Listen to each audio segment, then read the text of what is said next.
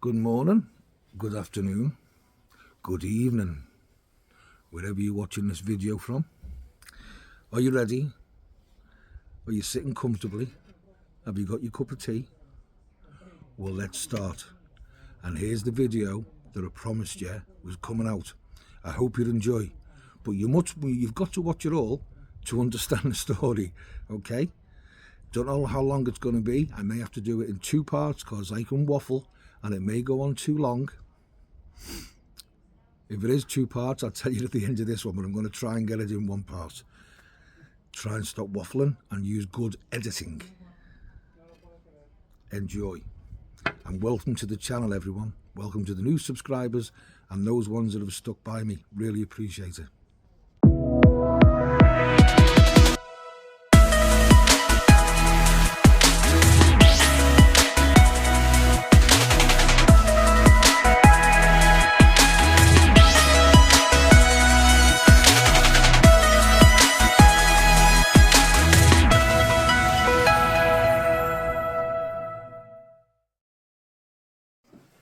Hi, okay, I've had to come inside because my neighbour is cutting down some trees and there's quite a few people in the garden making lots of noise, so I've had to come out of the garden and come inside, so that's why I'm here. I first went to Thailand 32 years ago, and I've been many times since that first time 32 years ago. And the last few years have been for 3 months, 4-month trips and maybe twice a year. And that's been with a view of potentially moving there one day. My intention was never, ever to stay in the UK and die in the UK. That was never my intention ever for that to happen. It was between Thailand and Bulgaria, and I have settled on Thailand now. But firstly, I want to say a big thank you to everyone, because you're all strangers to me.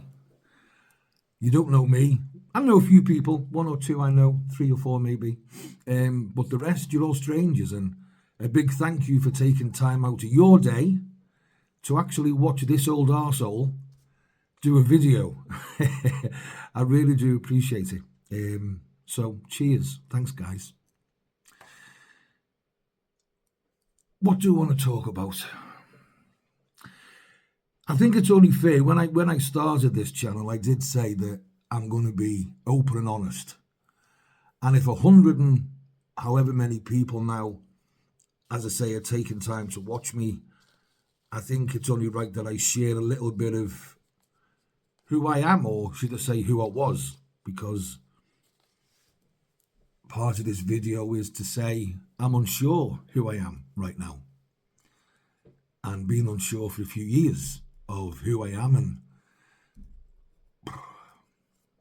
what I give to society, what I give to myself, many things. So I won't go all the way back to childhood, but I left home at a very early age, really early age, before people or children should have left home. And that was solely down to my parents. I can't say mother and father, because there was no mothering and there was no fathering. They were the people that brought me into this world, me and my brother. There was no love at all in that household, and I can't remember it. I'd say out of the first 16 years of my life, I may remember 5% of 16 years of my life. Maximum I can remember is 5%. I believe, I've been told off many far more intelligent people than me, that due to my childhood, I have PTSD. And one way of maybe my mind, my brain coping with childhood was to just block it out, just forget it, just I never seen my brother for many, many, many years. It's only lately that we've really been back in touch. No reason really, just the way it went. It's very emotional when I do see him. Hi, Rob. Every time I see him, it's emotional. And through all my years on this planet, I actually have two friends, and they're both named Paul. One of those guys I've known for 17, 18 years. Although I knew him before, he didn't know me, but I knew him before. And the other Paul I've known for maybe just over a little bit more than a year, I think, around a year or so.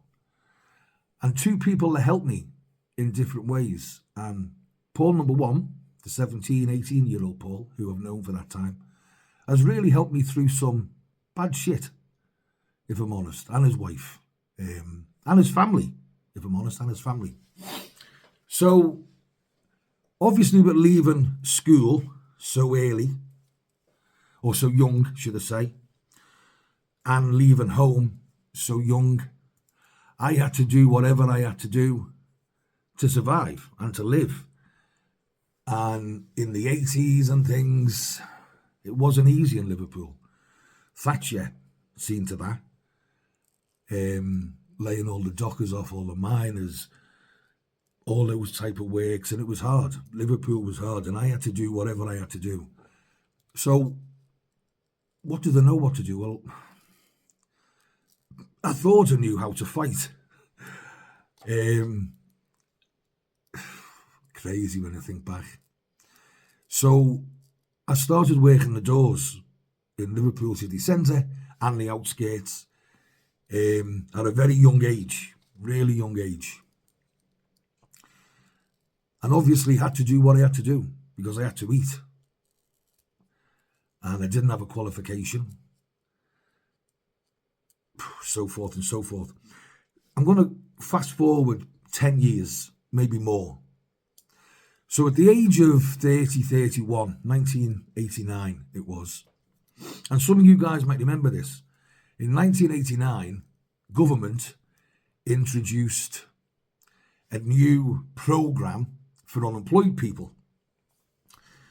And different organisations around the entire of the UK won these contracts off government, which was to help people back into employment, unemployed people back into employment. And then, back in 1989 it was, the ruling was if you'd been claiming of benefits for more than 12 months in one day, you came away from Job Centre and you went to one of these privately owned organisations that tendered for the contracts and that won the contract to deliver it. And how they were paid on getting you a job. If they didn't get you a job, they never got paid. And that was their job. So I got sent on one of these programs because, I was working the doors, but I was claiming benefits. And I got sent on one of these programs. And being the young testosterone man that I was, having this lady stand in front of me in this classroom type based thing, telling me, we're going to get you a job, I kicked off. Being the arsehole that I am, I kicks off. How are you going to help me? You can't help me, all the blah, blah, blah, blah, blah, all the rest of it. And this went on for 2 or 3 days. I think, if I remember, you had to go there every day for 2 weeks. And then they give you an appointment once or twice a week. But the course was every day for, I think it was 2 weeks. Well, I'm kicking off every day. So it gets called into the manager's office. And the manager, Carol, at the time, the Liverpool manager, she had a lovely aura about her. Lovely, lovely lady. Absolutely lovely lady, Carol. And I won't say second names now. And I sat down in her office and she went, Chris, we had a little talk. And she went, I know you. I know you from Liverpool. I've seen you in the clubs working and blah, blah, blah, blah. What is it you want to do? Where is it you want to go? I said, I'll tell you what, love, Carol. That's a Scouse thing, by the way, we call people love. I'll tell you what, love, I wouldn't mind your job, because I don't see you doing much. So I'd like to say, I'll have your job. I can do your job. And those that remember Boys from the Black stuff with Yozza Hughes, that's what it was like. It was a scene out of Boys from the Black stuff, and I was Yozza. Gives a job. I can do that. Long story short, they offered me a job.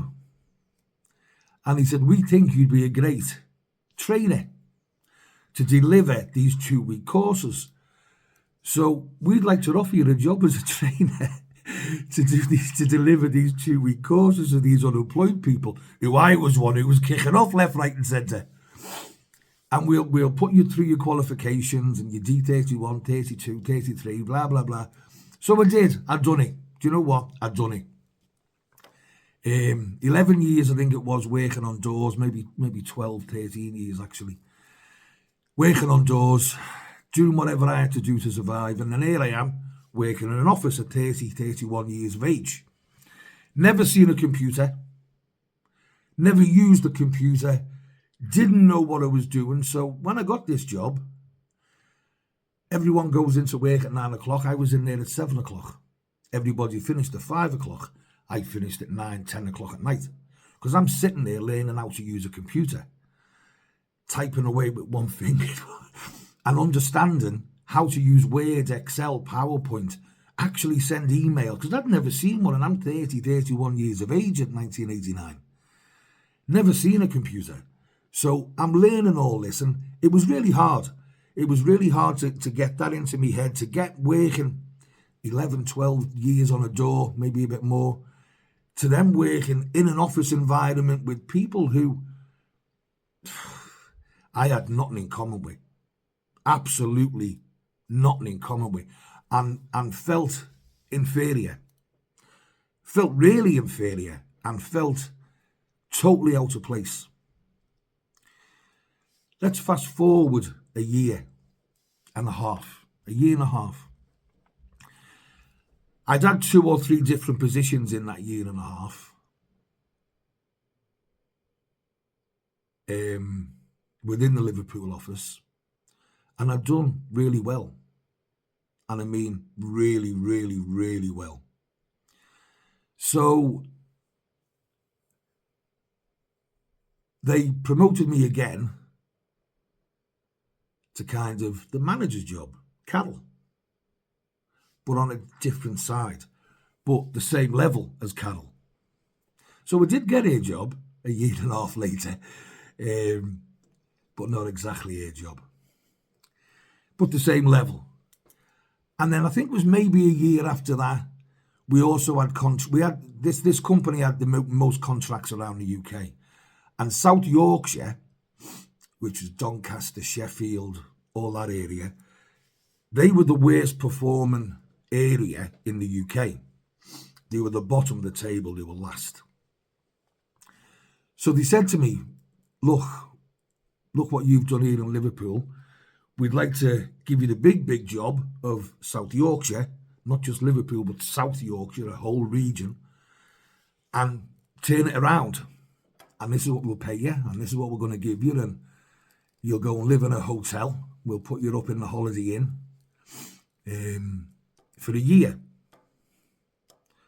Go ahead then, I'll have a go at that. Which I did.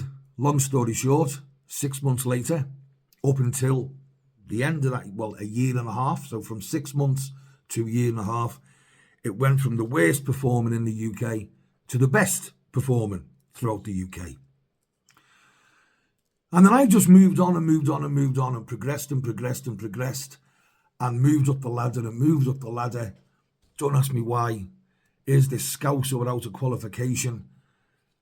But one thing I always remember is one of my managers as I was moving up, his name was Mike.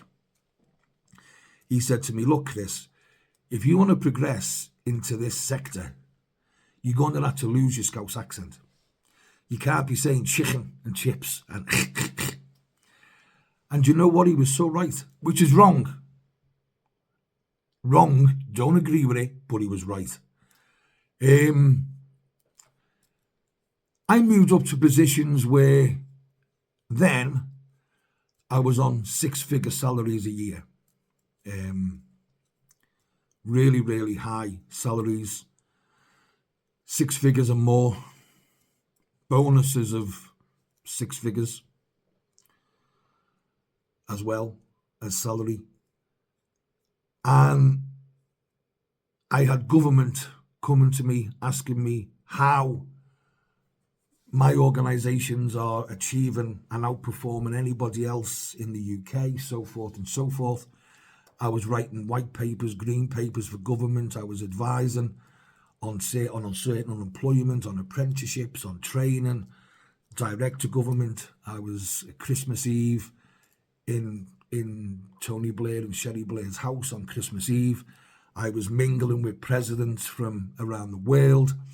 I was working around the world. I was headhunted by Australian companies who wanted to move into the UK. I was winning them hundreds of millions pounds worth of contracts, and I'm talking the contracts I was the chief exec of, the COO or the CEO, the chief exec, 90 million, 100 million, 70 million worth of contracts per year of what I was in charge of. Also in America, England, Australia and America. And then during this time, I went to do some work in Ukraine and I met this lady here.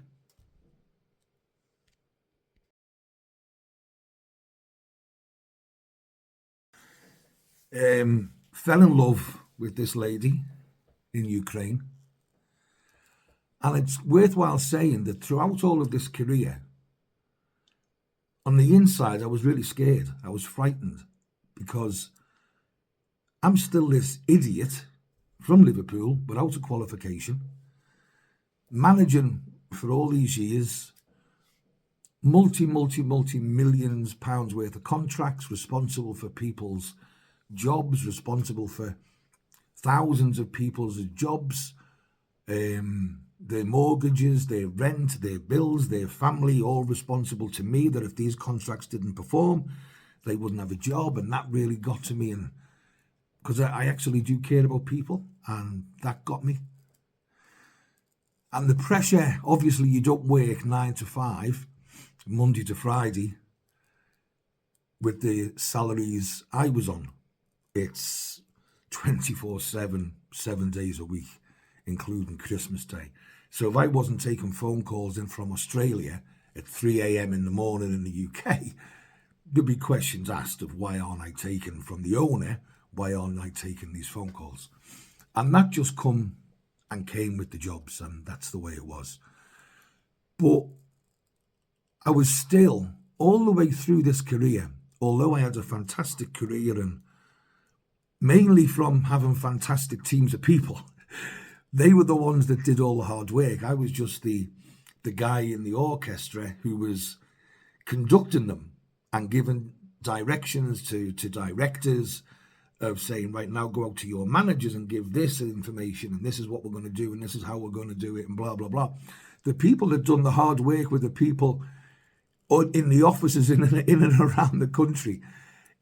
My part was easy. They were the guys that really had to do the hard work, not me. And they made me look good, you know. And for that, I'll be forever grateful for them fantastic teams of people for years, and different teams, many different teams in different organizations. So then I was still really didn't know who I was. Am I still this doorman, bouncer? Am I this businessman? Who am I? Here, who am I? I didn't know. And I struggled with it. And I struggled for years here. For years, struggled with it. On the outside, and to everyone, here's this big, strong man, blah, blah, blah, blah, blah. Very intelligent, look what he's done. All the write-ups on my professional profiles and things that people give me. And what? What does that mean, you know? But when I fell in love with this lady and married her, I kind of knew who I was. I was a husband. I had worth. I had somebody wanted me, you know. They didn't want me to make the money. They didn't want me to grow the organisation. They didn't want... It was someone who wanted me, for me.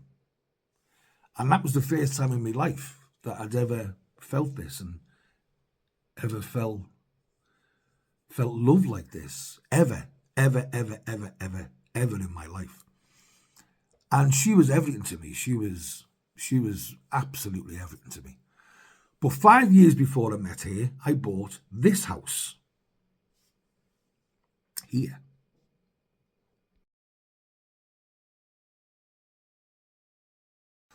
And then obviously 5 years after we met, she moved into the house with me and things.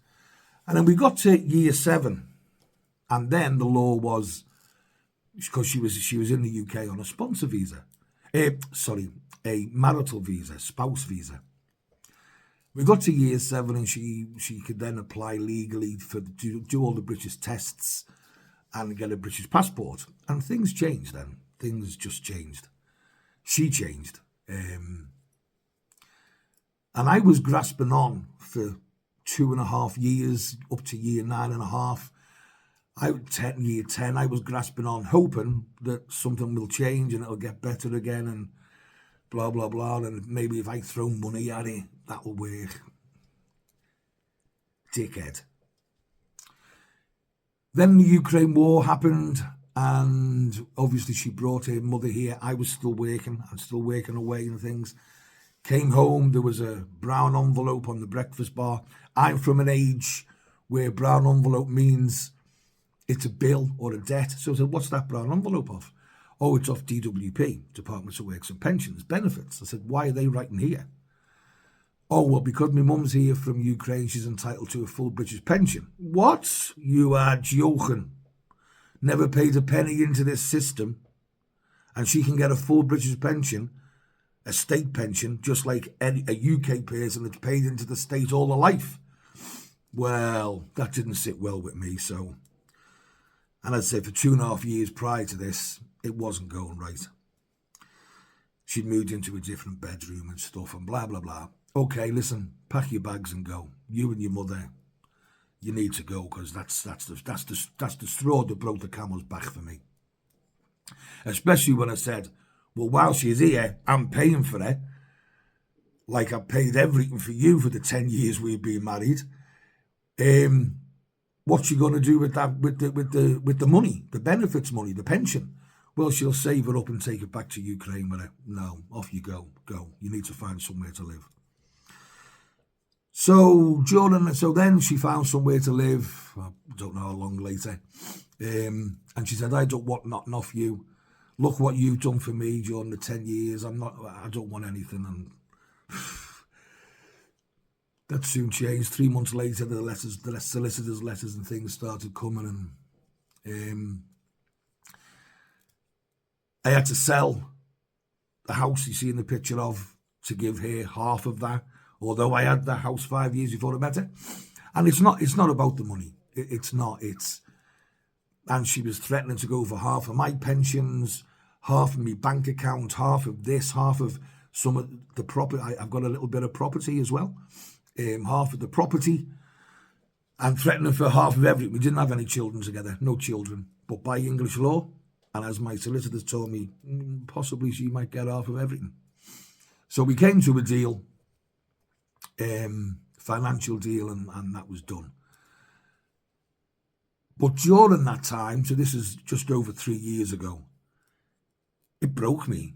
I'm not ashamed to admit it. It absolutely broke me. I had a mental breakdown, didn't know who I was, what's my purpose, and like many people, it broke me, and I mean it really, really, really broke me. And thank you to Paul, because without Paul and his wife and his family,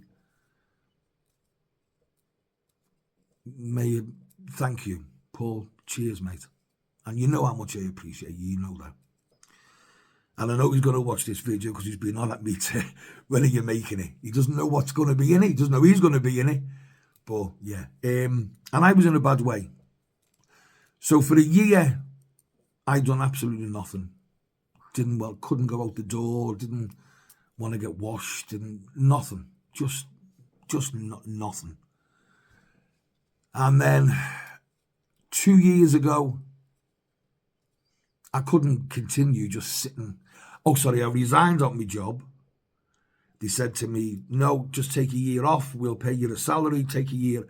I said, look, 25, 28 years of doing this at the level I've been doing it at, I'm physically, mentally drained, gone. I had no wish whatsoever to go back to doing what I'd done for 25, 28 years. Did not want to go back to that. The stress, the pressure. Yeah, the money's great, but do you know what? No, not for me. So to get me out the house and to do what I want to do, when I want to do it, if I want to work, don't have to work if I don't want to work.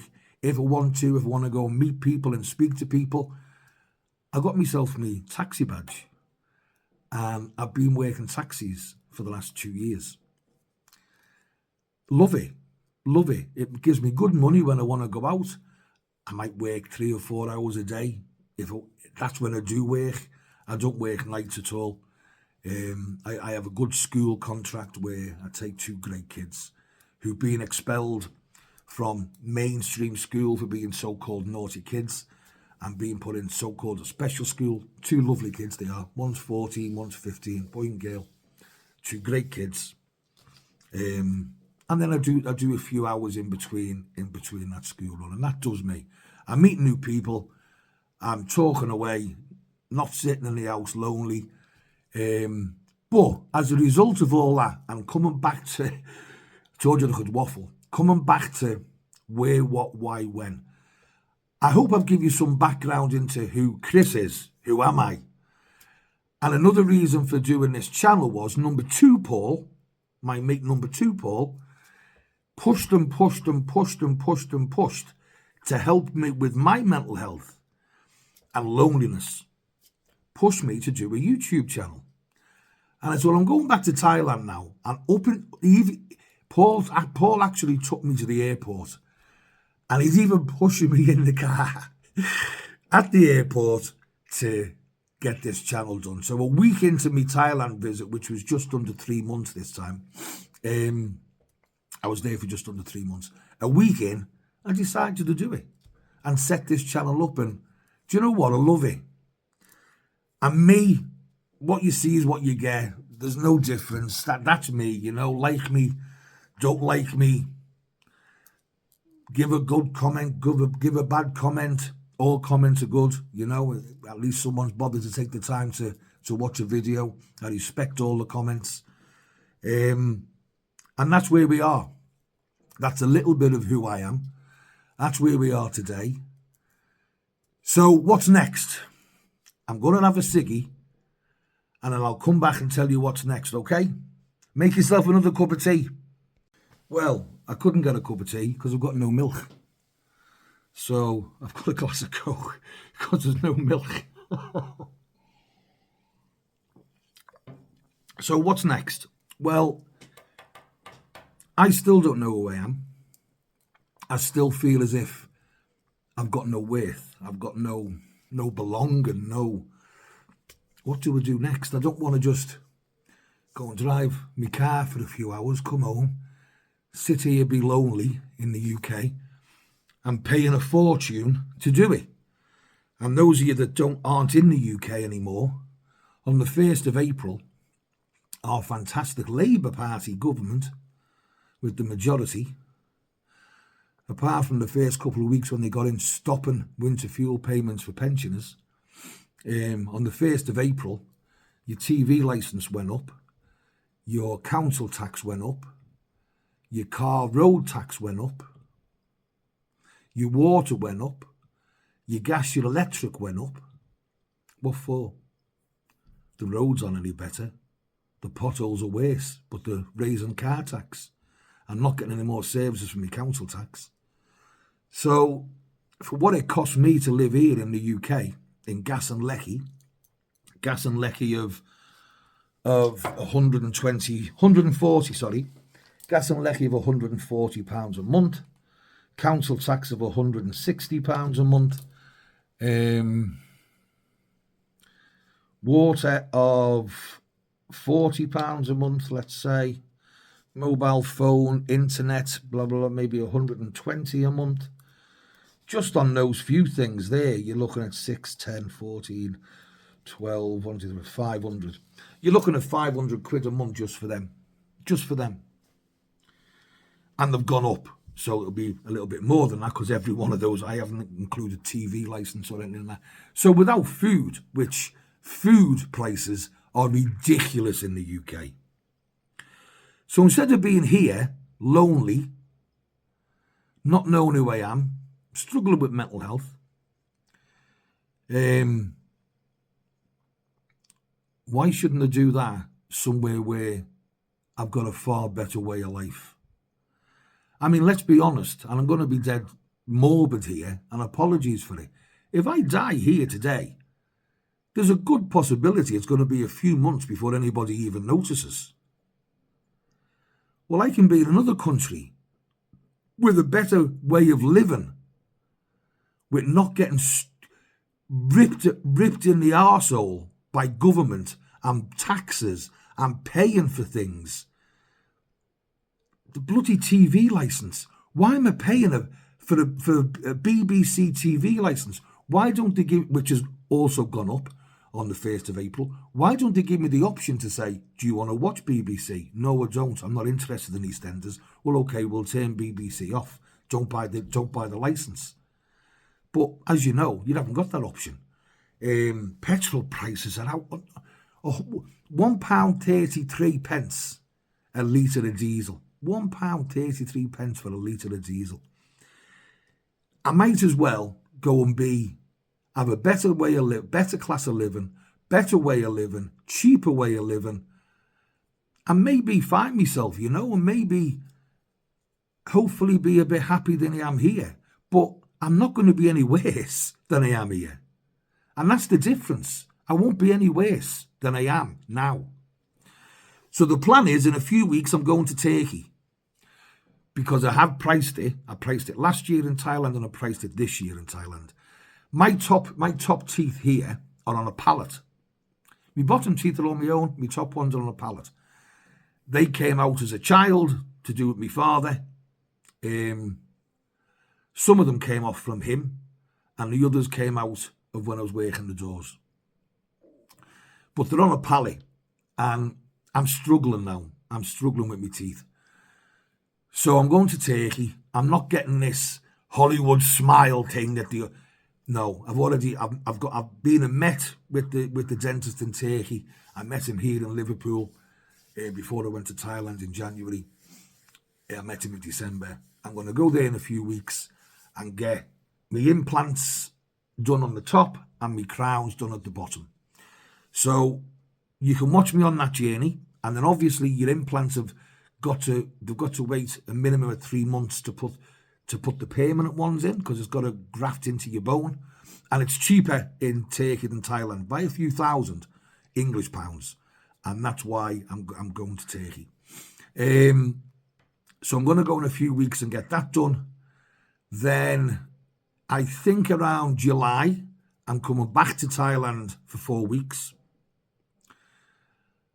And then when I come back to the UK after those 4 weeks, it'll be time to go back to Turkey again and get the permanent implants in, because it would have grafted into the bone. And then at December and things, I'm going to sell my cars. I'm not going to sell any of the property I rent out. That's going to continue. And I'm moving to Thailand in January. And I'm moving to Thailand for 1 year, with a view to staying there permanently. So I'll sell the cars and everything else, but I'll keep the properties that I rent, and that gives me the income each month to live in Thailand for that 1 year. During that 1 year, and maybe in the 4 weeks in July, I am going to buy a business or businesses, Please remember, I'm not an idiot to Thailand. I first went there 32 years ago. I also understand business. For nearly 30 years, I've worked managing multi-hundreds of £1 million contracts. I understand business. Excuse me. I'm not coming to Thailand thinking, oh, let's buy a bar. It might not even be a bar. Or a bar might be one of the businesses I buy. I'm not foolish enough to think, go to Thailand, buy a bar. Let's make £1 million or £1 million baht a year. No, it's not going to happen. Whatever business, or more than likely businesses, and there's several I'm looking at. I'm looking at franchises for 7-Elevens. I'm looking at laundrettes. There's a few. There's a few different things over the last 2-3 years that I've really been looking into. Different franchises, petrol station. There's different things I'm looking at. But the purpose of coming in January, and maybe start that off in July, is to set up businesses over the course of that 1 year with a view to permanently staying there. And as I say, I'll have the income off my rents and I've got my savings. But the businesses I get, 1 or 21 businesses, I want to make enough to live. That's all. Just live. I'm not interested in, or even illusioned by, I'm going to make £1 million a year. I'm going to make £1 million baht a year. I'm not. I want to make enough to live where I'm not smashing into savings and just live a normal life. If I meet someone, as I say, I've been going for 32 years to Thailand. I've been there, done it, wore the t-shirts. Trust me, many t-shirts. If you look at my last videos, I know Thailand. I'm not some of these new YouTubers that have just popped up this year in Thailand. They've been here once, so they've been there once or twice, and way I'm moving to Thailand, and that's not me, boys and girls. That's not me. I get it. I understand it. Do I know it all? Absolutely not. And there's a few people that I'll be going to that are YouTubers as well for some advice. There's a guy, Phil. I apologise in advance, Phil, Mr. Egg. I am going to be coming knocking on your door, mate. You've lived there for 13 years. You've ran some very successful businesses. You're now entering your new business. We've never met, but I'm absolutely going to rectify that. And good luck with your new bar. So Phil, Mr. Egg, if you haven't found him on YouTube, please do. He's now called Mr. Egg. He used to be called Le Pub. He's just sold his bar in Walking Street. So he's opening a new one, hopefully in a few weeks. So please sign up to Phil's channel. Guy's fantastic guy. And Phil, I will be come knocking on your door, mate, for some advice. Hope you don't mind, and I apologise in advance. So that's it. Oh, also during this time, I've got a really good friend in Ukraine, Vladimir. He doesn't know about this channel. I haven't even bothered telling him. Obviously, he's in Ukraine. He's got more worries than to be bothered looking at this idiot on a YouTube channel. I am going to go to Ukraine this year. I'm going to go and see Vladimir because I don't know whether I'll get the chance ever again to see him, because the view is I will be living in Thailand permanently as of January. So within the Turkey trip, within the Thailand trip in July, there will also be a trip to Ukraine, which, let's see what the videos are like for Ukraine.